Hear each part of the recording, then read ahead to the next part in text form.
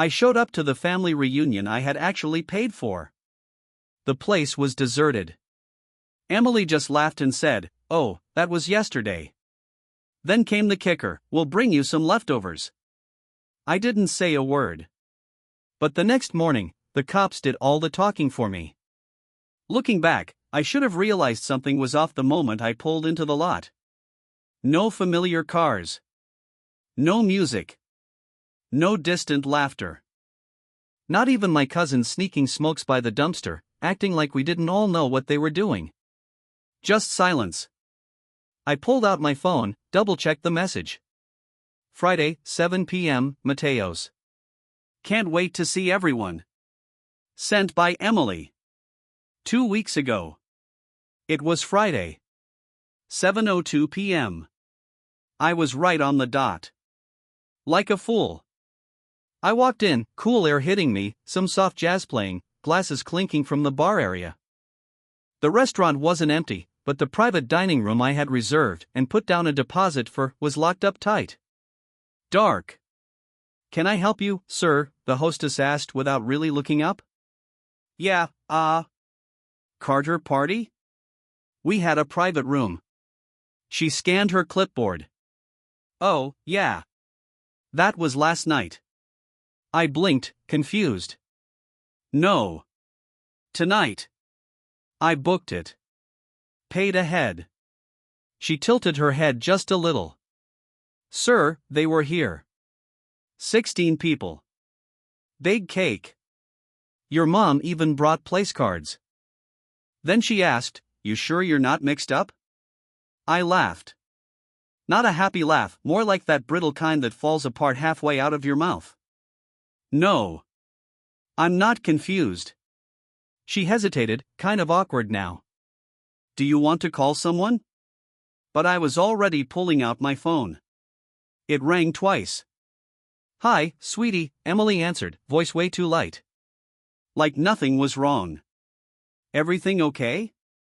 I stared straight ahead. "Where is everybody?" There was a pause. Then came that laugh, her signature move whenever she knew she'd messed up but wanted to brush it off. "Oh, honey, it was yesterday. We figured you weren't coming. But don't worry," she added. "We'll bring you leftovers." I just froze. "What?"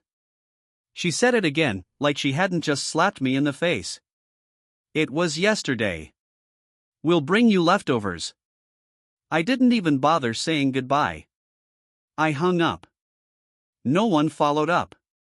Not Emily. Not Sophia. Not anyone.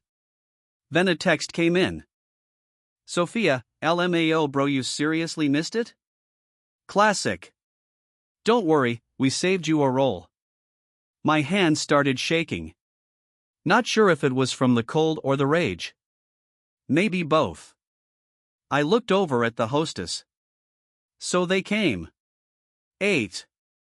Left?" She gave a little shrug. "Seemed like they had fun." "Of course they did. They always do when I'm not around." I walked out without another word. No yelling. No texts. I didn't post anything in the group chat. But I didn't go home either. I just sat in my car, engine off, staring at my own reflection in the windshield. Thinking about the bill. The reservation fee. The 10 texts I'd sent Emily 3 days before, confirming the time. They all knew. They just chose not to care. They made that decision together. And tomorrow? I'd make mine. You'd think paying for a dinner you weren't even invited to would be the rock bottom of it. But it wasn't. It was just the final garnish on a 5-year garbage sundae. This wasn't the first time they left me out, not by a long shot. It was just the first time they didn't even bother pretending. I was always the backup plan. The afterthought. The one they could forget without too much guilt. Growing up, Sophia was the brilliant one, the one who just needed a little help getting started. Me? I was the self-sufficient one. That was their code for, "You don't need love, so we're not wasting any on you." When I landed my first real job, I called Emily proud. Her first words? Not congratulations, but, great, now you can help your sister with rent. And that was the beginning. 1 month turned into a year. Then it was the electric bill. Then the dentist. Then her car insurance. Then the books for her nursing program, which she quit halfway through and never paid me back for. I kept paying. Because that's what you do for family, right? At least, that's what I believed. But in my family? Love only ever flows one direction. Whenever I brought it up even gently, I got shut down with stuff like, "Stop being so transactional. We're family. Sophia's going through a lot, you know that. You're doing better than her. Why are you keeping score?" But I wasn't keeping score. I was bleeding. And no one noticed. I remember one night, 2 years ago, I wired $600 for Sophia's emergency vet bill. That same evening, she posted an Instagram story, new shoes, fresh nails, and some guy's hand wrapped around a champagne flute. I showed Emily. She just scrolled, smirked, and said, "You boys always get so petty about money." Petty. I paid their property taxes last winter because David forgot, and the county sent them a lien warning. I helped cover Sophia's credit card minimums for half a year after she lost her job, even though, truth be told, I was barely staying above water myself. One Christmas, I drained what little savings I had just to make sure everyone got something nice. You know what I got in return? A framed family photo. I wasn't even in it. But none of that, not the missed thank yous, not the hollow birthdays, came close to what I heard that one night. That was the moment everything truly cracked. It happened about 6 months ago. I was crashing at my parents' place for the weekend. Sophia had just gotten herself into another mess, accidentally overdraft her account. I'd sent her $1,200 to bail her out. Later that night, I went downstairs to grab a glass of water and heard voices drifting from the living room. Sophia said, "He's obsessed with being the martyr." It's honestly pathetic. Emily chimed in, "I know. He walks around acting like he's this big savior just 'cause he covers a few bills." Then David laughed. Let him. It's not like he's getting married anytime soon. Might as well make himself useful. I stood in the hallway, frozen. Couldn't move. Couldn't breathe. And then Sophia again, all smug. He seriously thinks we'd fall apart without him? Please. If he vanished tomorrow, I probably wouldn't even notice. I didn't step in. Didn't confront them. Just went back upstairs, laid in bed, and stared at the ceiling for what felt like hours. The next morning, Emily made pancakes like nothing had happened. Like the night before was just another normal night. After that, I stopped sending money. It lasted 2 weeks. Then a text came in. "Sophia, I need help with rent. I swear I'll pay you back. Promise." I didn't answer. 2 days later, Emily called. "Your sister's falling behind. She's in a really dark place," she said. "You know how sensitive she is. Why are you being so cold?" I told her, "I just can't keep doing this anymore." And that's when she hit me with it. "If you're gonna punish us for raising you, maybe we shouldn't have bothered." That broke something in me deeper than I let on. I ended up sending the money later that same day. Couldn't help myself. Old habits, you know? And now, after everything, after the money, the sacrifices, the silence, they went and had a family reunion. Without me. A dinner I paid for. One I confirmed the time for. One they all attended knowing I wasn't there.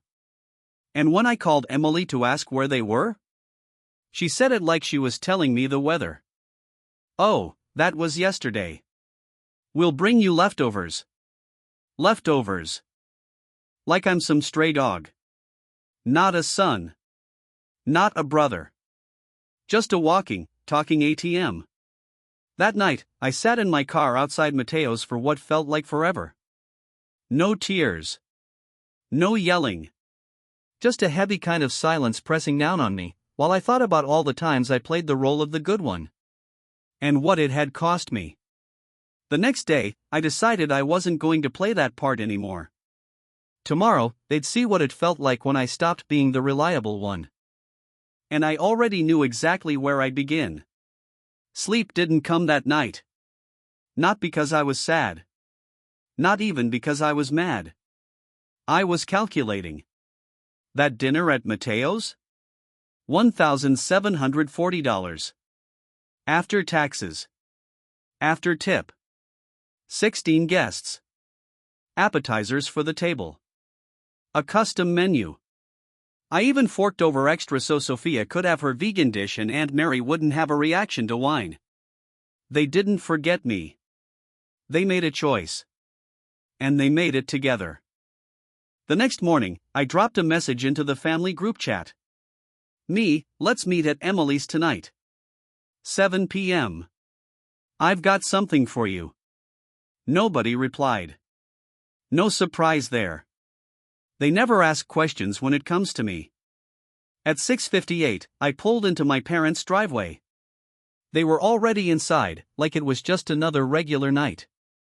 Sophia was scrolling through her phone. David had a beer in one hand and the remote in the other. Emily was adjusting pillows like she was prepping for company. She looked up and smiled. Hi, honey. We weren't sure if you were still upset. I didn't say anything. Sophia finally looked up, fake concern plastered across her face. You know we didn't mean anything by it, right? She said. It was just easier for everyone to do Thursday. Most of us have lives. She said that. With a straight face. I pulled out a large envelope and set it down on the coffee table. Emily raised an eyebrow. What's this? I sat down, slow and steady. It's a bill, I said. David scoffed. A bill? For what? For the dinner, I told him. The one you all enjoyed without me. Sophia actually laughed. You've got to be kidding. I'm not. Emily's expression tightened. Wait, are you actually expecting us to pay you back? No, I said, leaning forward, voice low but steady. I'm giving you a chance. From now on, anything you want from me? It comes with an invoice. Silence. Thick enough to chew. David shifted forward, suddenly serious. You need to drop this attitude. We're family. Family? I repeated. You mean the same family that deliberately left me out of a reunion I paid for? The same family that's been draining me dry for 5 years, emotionally and financially? Sophia rolled her eyes. Oh, come on. Nobody made you pay. That was the moment something in me finally snapped. I stood up. Calm. Focused. You know what? Fine, I said. Let's talk about what no one made me do. I pointed right at Sophia. No one made me pay your rent for 2 years. Or cover your overdrafts. Or shell out $3,000 for that busted transmission. I turned to Emily. No one made me take care of your back taxes. Or book that birthday cruise when you said David forgot. No one made me pick up groceries every week when your knee suddenly decided it couldn't bend. David's face started turning red. Watch it. Oh, I'm just getting warmed up, I said. I reached into my pocket and pulled out a printed list. Folded neatly. Clean lines. Ink sharp. You don't want to hear it? I've had to live it. Then came the twist. Out came a folder. Thick. Organized. I dropped it on the table. David barked, "What's this now?" I smiled. Just a little. Documentation. Every single transaction. Wire transfers. Venmos. Cash apps. Receipts. Dates. Amounts. Descriptions. Sophia let out a little snort. Wow. You really lost it. No, I said, cold and still. I'm protected. Because I filed a fraud report this morning. I tapped the folder. All of this? It's already in the system. Emily's voice dipped. What are you talking about? I met her eyes. Last week, I found out someone opened a credit card under my name. Silence. The same card that bought an iPhone. And a spa package. I turned to Sophia. You posted it online. Called it a gift from a friend. Sophia froze. Blinked. I went on. I called the credit company. They're treating it as identity theft. The billing address they had on file? Yours. Sophia shot up from the couch. Are you kidding me? Nope. And if you think I won't press charges. Emily hissed, you wouldn't dare. Try me. The room erupted. Sophia screamed, you're pathetic. David barked, you'd really put your own sister in jail? You want me to keep playing the idiot forever? I snapped. Emily broke down in tears. You're destroying this family. No, I said, stepping toward the door. I'm finally saving myself from it. Then another voice. Quiet. Steady.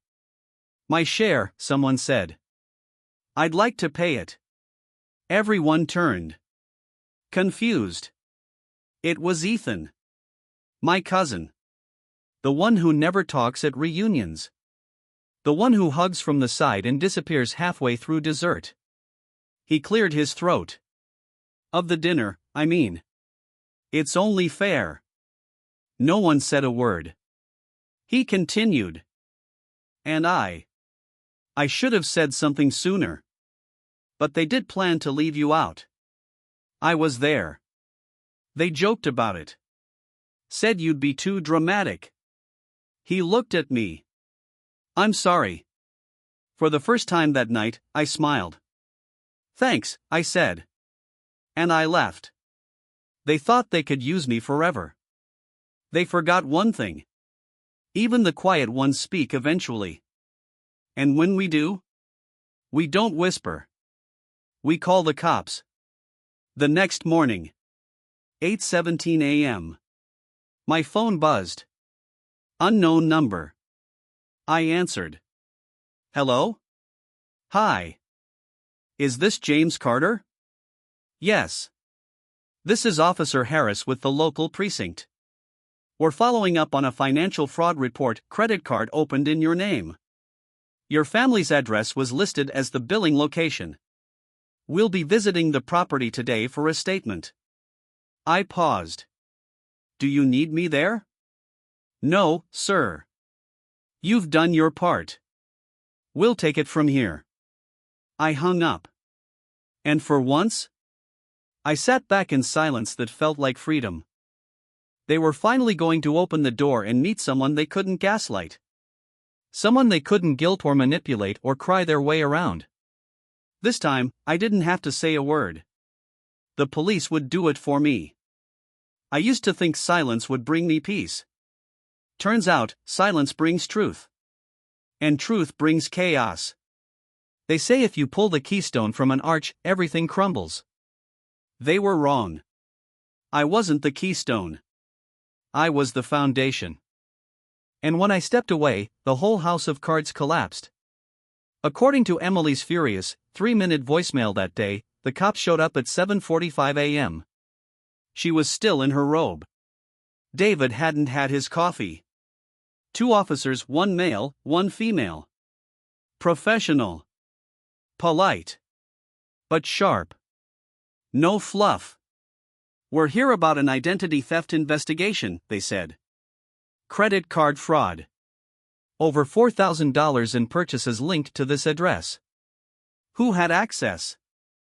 Emily, there must be some mistake. We're a good family. Classic. They asked to speak with everyone. One by one. Sophia tried to leave, claimed she had work. The officers asked her to stay. She cracked 5 minutes in. It wasn't even fraud, she blurted.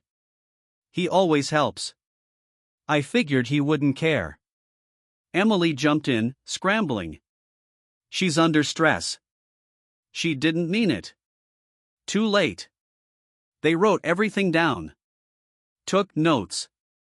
Asked to see Sophia's phone. And that's when it got worse. They found the texts.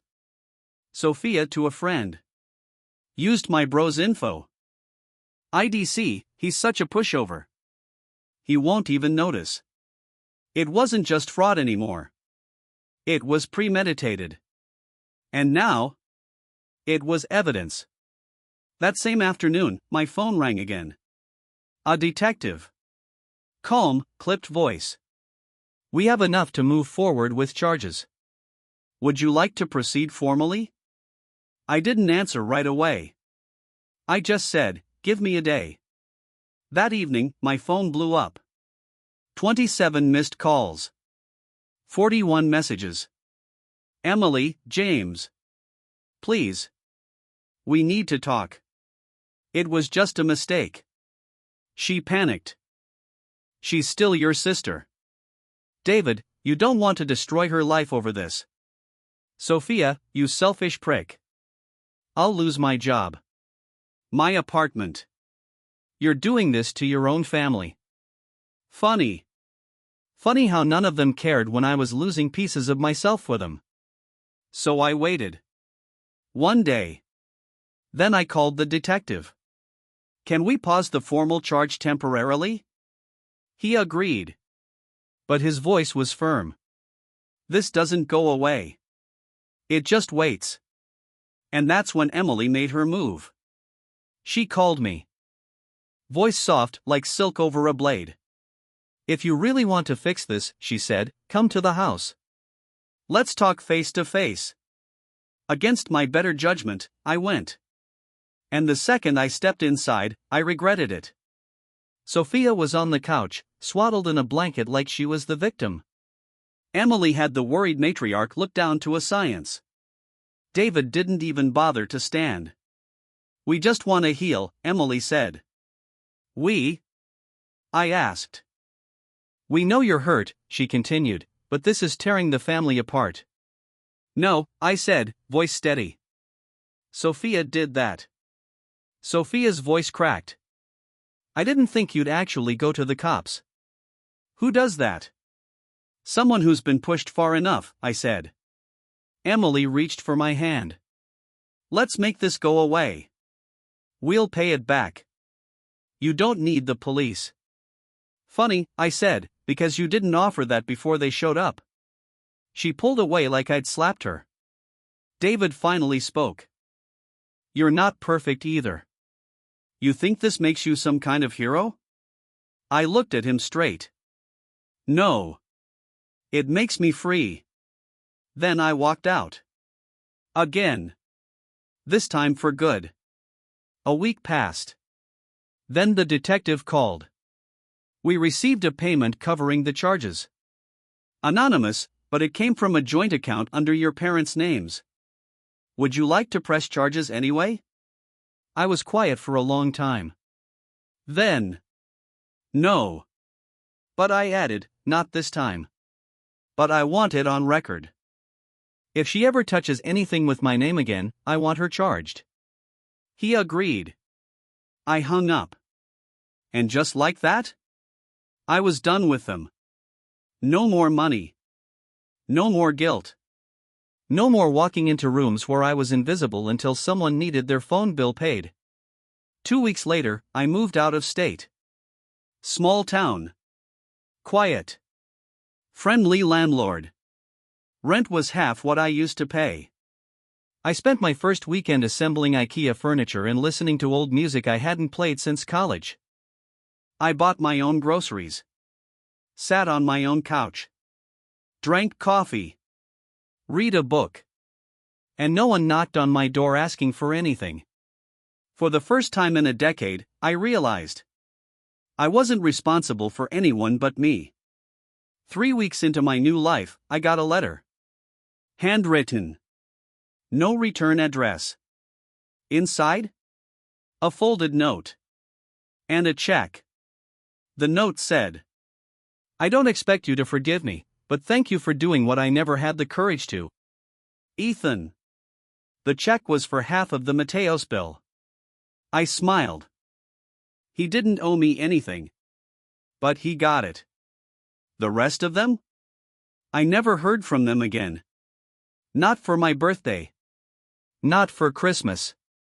Not even when David had surgery later that year. I only found out through a distant cousin's Facebook post. And you know what? Good. They finally learned what it felt like to live without me. And I finally learned what it meant to live without them. People love to say blood is thicker than water. But they always forget the second half. The blood of the covenant is thicker than the water of the womb. Translation? Chosen loyalty matters more than shared DNA. And I finally learned that. The hard way. The last time I saw my family's faces was the day I walked out of that house. Folder in my hand. Fire in my chest. Since then? Not a word. And that silence? It used to feel like punishment. Now, it feels like air. A few weeks ago, I ran into someone from back home. A girl I'd known in high school. Recognized me at the hardware store checkout line. "Hey, didn't you used to be Sophia's brother?" I paused. Smiled. No. Just like that. No shame. No hesitation. Because I'm not Sophia's brother anymore. I'm not the good son. I'm not the bank. I'm not the doormat in a family of elephants. I'm not the guy who shows up when everyone else disappears. I'm me. And for the first time in 32 years? That's enough. They were wrong about me. I don't need those Sunday dinners where I'm just sitting there in silence while they toast to their own lives. And I definitely don't need those check-ins that always feel like a setup for some kind of request. I don't owe anyone an explanation for why I changed my number, moved without leaving a forwarding address, or skipped out on Christmas. Let them wonder. Let them stew over it. Let them try to make sense of my absence when they're talking to extended family, the neighbors, or even to themselves. Because deep down, they know what happened. They pushed me away. And for the first time, I didn't beg them to let me back in. Want to know the best part? The second I stopped begging for their love and started demanding respect, I took their power away. People like that, they use family like a weapon. But the moment you set some boundaries, they'll call you cold, selfish, and broken. I'm none of those things. I'm just finally free of them. And as for Sophia? She didn't lose her job. She didn't end up in jail. But you know what she did lose? Her mask. The whole family sees her for who she really is now. They know what she did, how she lied, how she used me. They know how she'd laugh behind my back while she drained me dry. And now, no one trusts her. Ethan moved out. Aunt Linda won't let her babysit anymore. Uncle Mark called me out of the blue to say that Sophia's name is mud at every family gathering. He told me, "You don't have to come back. We all see what's happened. It's clear now." But I told him the same thing I'll tell you. It's not about who sees it. It's about who made it through. And I did. So no, I'm not going to pretend everything's fine. I'm not sending birthday cards or picking up the phone out of guilt. I'm not going to show up for fake hugs and tense potlucks just so Emily can make passive-aggressive comments about how hard it is to keep families together these days. I'm not theirs anymore. And honestly, it's the best thing that ever happened to me. I wake up now, and there's peace. I work, and I keep what I earn. I eat what I want. I don't apologize for saying no. I don't jump when my phone buzzes. I don't hold my breath around people who claim they love me. I'm free. Not because they let me go, but because I finally stopped waiting for their permission. Let them keep their leftover dinners. Let them pass around my picture like I'm gone. Let them gossip, beg, rage, twist the story, and call me the villain. I'll sleep like a baby. Because the truth is simple, when they slammed that door in my face, I didn't lose a family. They lost me. And that? That's the first bill they'll never be able to pay off.